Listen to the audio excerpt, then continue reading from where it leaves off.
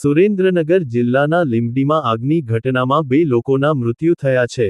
લીંબડીની વોરા સોસાયટીમાં રહેતા શબ્બીરભાઈ બુરહાનભાઈ લોખંડવાલાના ઘરમાં અચાનક એસીમાં આગ લાગતા દોડધામ મચી ગઈ હતી। રાત્રે 1 વાગ્યા આસપાસ એસીમાં આગ લાગતા ઘરમાં ફસાઈ ગયેલા શબ્બીરભાઈ અને તેમના પત્ની રશીદાબેન ગંભીર રીતે દાઝી જતા બંનેના મૃત્યુ થયા હતા। બનાવની જાણ થતાં પોલીસ અધિકારીઓ, ફાયર વિભાગ ઘટના સ્થળે દોડી આવ્યા હતા અને આગને કાબૂમાં લેવા પ્રયત્નો હાથ ધર્યા હતા। આગની આ ઘટનામાં 2 લોકોના મૃત્યુ થતાં સમગ્ર પંથકમાં અરેરાટી ફેલાઈ જવા પામી હતી।